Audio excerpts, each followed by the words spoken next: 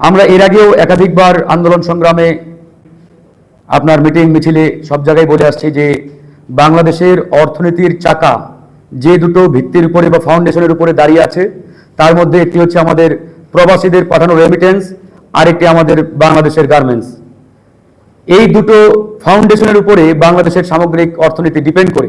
কিন্তু অত্যন্ত দুঃখের বিষয়, তাই পৃথিবীর বিভিন্ন দেশে আমাদের 2 কোটি প্রবাসী বসবাস করে। এই প্রবাসীদের বিগত সরকার যথাযথ মূল্যায়ন করে নাই, এমনকি এই প্রবাসীদের সাথে এক প্রকারের পশু পাখির মতো আচরণ করা হয়েছে। প্রবাসীরা যখন বিগত সময়ে বাংলাদেশে আসতেন, এয়ারপোর্টে তাদের সাথে কুত্তা বিড়ালের মতো আচরণ করা হতো। অনেক সময় আপনারা দেখেছেন যে প্রবাসীদের সেখানে দায়িত্বরত পুলিশ অফিসার বা যারা দায়িত্ব রয়েছেন আইন শৃঙ্খলা বাহিনীর সদস্য, তারা মারপিট করে নাক পর্যন্ত ফাটিয়ে দেওয়া হয়েছিল। তো এরকম অসংখ্য ঘটনা বাংলাদেশের ইতিহাসে বিগত সময় ঘটেছে। তো আমরা যেহেতু এটি বিপ্লব বা গণঅভ্যুত্থানের মাধ্যমে নতুন বাংলাদেশ পেয়েছি, আমাদের প্রত্যাশা ছিল এই নতুন বাংলাদেশে প্রবাসীদের অন্তত পক্ষে যথাযথ মূল্যায়ন এই সরকার করবে। যেহেতু ডক্টর মোহাম্মদ ইউনূস তিনি পৃথিবীব্যাপী বা সারা বিশ্বে তার যাতায়াত রয়েছে, তিনি প্রবাসীদের দুঃখ দুর্দশা বা কষ্ট সম্পর্কে অবহিত। তিনি অন্তত তাদের এই দুঃখ কষ্টের কথাগুলো বিগত সময়ে তিনি জেনেছেন, বুঝেছেন। সেই জায়গা থেকে তাদের নিয়ে তিনি একটা ভালো কাজ করবেন বা যথাযথ তাদের মূল্যায়নটা করবেন। কিন্তু অত্যন্ত আফসোসের জায়গা যে অন্তর্বর্তীকালীন সরকার এবং এই সরকারের দায়িত্বরত অ্যাডভাইজার যারা রয়েছেন, তারা প্রবাসীদের নিয়ে তেমন কোনো উদ্যোগ এই বিগত 1 বছরে আমরা নিতে দেখি নাই। সবচাইতে যেটা গুরুত্বপূর্ণ বিষয়, গত 5ই আগস্ট এই সরকার একটি জুলাই ঘোষণাপত্র দিয়েছেন।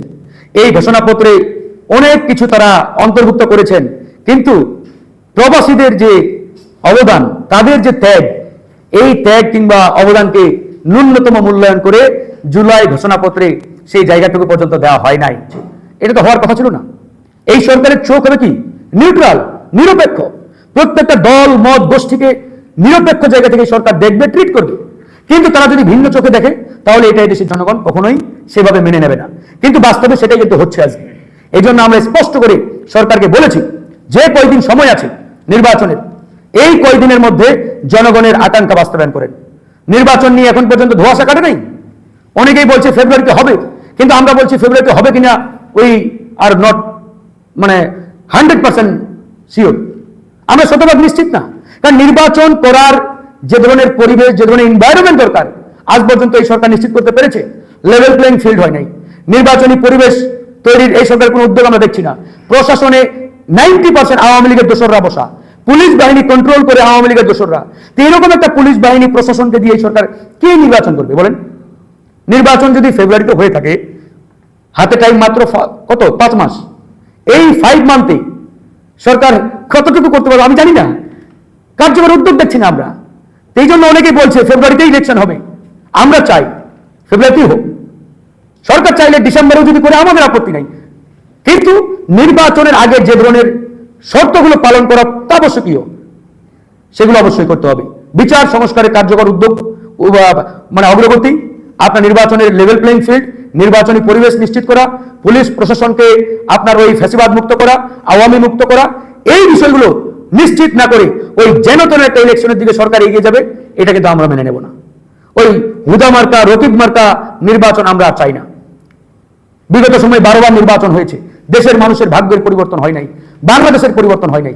নির্বাচন অবশ্যই হতে হবে, কিন্তু নির্বাচনের আগে কার্যকর সংস্কার এবং নির্বাচনী পরিবেশ নিশ্চিত করেই এই সরকারকে নির্বাচনের দিকে এগিয়ে যেতে হবে। আর ডক্টর মোহাম্মদ ইউনূস যদি মনে করে থাকে যে তিনি যা ইচ্ছা তাই করবেন বা ওই সেফ এক্সিট নিয়ে চলে যাবেন, এত সহজ নয়। আপনি ভুলে যাবেন না, এটা 111 নয়, ওই মঈনুদ্দিন ফখরুদ্দিন মার্কা সরকার না। আপনি 2000 ছাত্র জনতার রক্তের উপরে দাঁড়িয়ে এই চেয়ারে বসছেন, অনেক ত্যাগের বিনিময়ে। বিগত কেয়ারটেকার কিংবা অন্য কোনো সরকারের মতো চিন্তা করলে কিন্তু হবে না। আপনার উপর একটা গুরু দায়িত্ব আছে। অনেকেই বলছে আর কি যে উনি হঠাৎ করে চলে যেতে পারেন যে 1% বা 2% প্রবাসীদের জন্য সংরক্ষিত রিজার্ভ, তাহলে অটোমেটিক্যালি প্রবাসীদের মধ্য থেকে জনপ্রতিনিধিত্ব পার্লামেন্টে নিশ্চিত হলো। এবং সরকার গঠনের সময় প্রবাসীদের পক্ষ থেকে যারা জনপ্রতিনিধি থাকবে, তাদের মধ্য থেকে সরকারের প্রবাসী কল্যাণ বিষয়ক যে মন্ত্রণালয় রয়েছে, ওই মন্ত্রণালয়ের দায়িত্বে ওই প্রতিনিধিত্ব নিশ্চিত করতে হবে।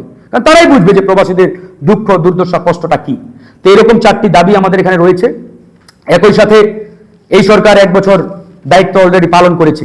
এই 1 বছরে সরকারের যে অগ্রগতি, এটা যদি আমরা আসলে বলি, এটা আশানুরূপ না।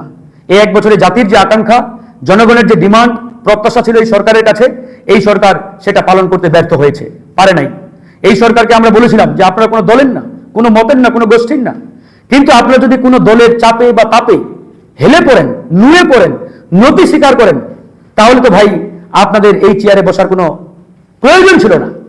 অনেকে অনেক কথা বলে, আমরা বলেছি ডক্টর মোহাম্মদ ইউনূস তিনি যেদিন চেয়ারে বসেন তিনি জানেন যে আমি একটা ভঙ্গুর বাংলাদেশকে বিনির্মাণের জন্য এই চেয়ারে বসছি, দায়িত্ব নিচ্ছি বাংলাদেশের। আমাকে ছাত্ররা বসিয়েছে, অমুক বসিয়েছে, এসব ওই আপনার মানে গ্রাম্য মানুষের মতো কথা বলে তো আসলে পার পাওয়া যাবে না। কারণ আপনি গ্লোবাল ব্যক্তিত্ব, আপনি জানেন যে হাসিনা পতন আন্দোলন করতে গিয়ে প্রায় 2000 ছাত্র জনতা জীবন দিয়েছে। এরকম একটা বাংলাদেশকে বিনির্মাণের দায়িত্ব আপনি নিয়েছেন জেনে বুঝে। এখন 1 বছর পার হওয়ার পরে আপনি যদি বলেন যে আমরা তো কাজ করতে পারছি না, আমরা তো এটা করতে পারছি না, এখানে বিএনপি কি চাইলো, জামাত কি চাইলো, গণ অধিকার পরিষদ কি চাইলো, ডাজেন্ট ম্যাটার। আপনাকে সবসময় দেখতে হবে জনগণ কি চাই, জনগণের আকাঙ্ক্ষা কি, জনগণের ডিমান্ড কি। That is the prime concern এই সরকারের। কিন্তু তারা জনগণের দিকে তাকায় না, তারা তাকায় অমুক দল কি চাই, ওই অমুক দলের মনের ভাষাটা কি, মানে এইরকম, মানে 2-1টা দলের দিকে তাকিয়ে থাকে, 2-1টা দলের মনোবাসনা পূরণ করার জন্য এই সরকার কাজ করছে। তো আমরা তো এই দলের মানে রাজনৈতিক উচ্চবিলাস বাস্তবায়নের জন্য এই সরকারকে ক্ষমতায় বসাই নাই। একটা নির্দিষ্ট দলকে তারা যেভাবে পৃষ্ঠপোষকতা করে মানে একবারে লাইমলাইটে নিয়ে আসার চেষ্টা করছে, এটা নিয়েও তো জনগণের মধ্যে প্রচন্ড রকম একটা আপত্তি আছে। উনি যদি কোথাও যেতে চান, অবশ্যই রাজনৈতিক দল তথা ছাত্র জনতার সাথে আলোচনা করে উনাকে সব সিদ্ধান্ত নিতে হবে। ওই গভীর রাতে কোন একটা দলের সভাপতি বা আহ্বায়ক এসে বলবে ডক্টর মোহাম্মদ ইউনূস পদত্যাগ করতে চান, এসব ভাউতাবাজি এই দেশের জনগণ আর 1 বিন্দু পরিমাণ মেনে নেবে না, সহ্যও করবে না। অনেক সহ্য করেছি আমরা, 1 year gone, but achievement is 0। তো এইভাবে তো চলতে পারে না। আমরা এখনো সাপোর্ট দিয়ে যাচ্ছি, সমর্থন দিয়ে যাচ্ছি, তবে কার্যকর উদ্যোগ আমরা দেখতে চাই। বাংলাদেশের ইকোনমি অর্থাৎ অর্থনীতির মেরুদণ্ড ভেঙে দিয়েছিল, লুটপাট করে বিদেশে টাকা গাড়ি বাড়ির পাহাড় গড়েছে, পাচার করেছে। বর্তমান এই সরকারও সেই পথে হাঁটছে কিনা, এটি কিন্তু একটা বড় প্রশ্নের বিষয়। আমরা আজকে যে 4টি দাবি এখানে দিয়েছি, তার মধ্যে অন্যতম একটি দাবি, যেহেতু জুলাই সনদ এখনো স্বাক্ষরিত হয় নাই, এই জুলাই সনদে প্রবাসীদের কথা অবশ্যই রাখতে হবে। প্রবাসীদের যে অবদান, তাদের যে ত্যাগ, এই ত্যাগের যথাযথ মূল্যায়ন এই জুলাই সনদে অন্তর্ভুক্ত করতে হবে। অন্যথায় বিগত আওয়ামী লীগের আমলে প্রবাসীরা যেভাবে রেমিটেন্স শাটডাউন দিয়ে আওয়ামী লীগের পতন ঘন্টা বাজিয়ে দিয়েছিল, তারা কিন্তু এই সরকারের আমলেও সেদিকে যেতে বাধ্য হবে যদি না তাদের অবদানকে এই সরকার স্বীকৃতি দেয়। আমরা প্রবাসীদের ভোটাধিকারের কথা বলেছি। এই সরকার ইতিমধ্যে ঘোষণা দিয়েছে যে প্রবাসীদের ভোটাধিকার তারা এবার নিশ্চিত করবেন, কিন্তু কোন প্রক্রিয়ায়, কোন প্রসিডিউরের মাধ্যমে প্রবাসীরা ভোটাধিকার প্রয়োগ করবে তার যথাযথ রোডম্যাপ আমরা এই সরকার তথা নির্বাচন কমিশনের মাধ্যমে এখন পর্যন্ত কিন্তু পাই নাই।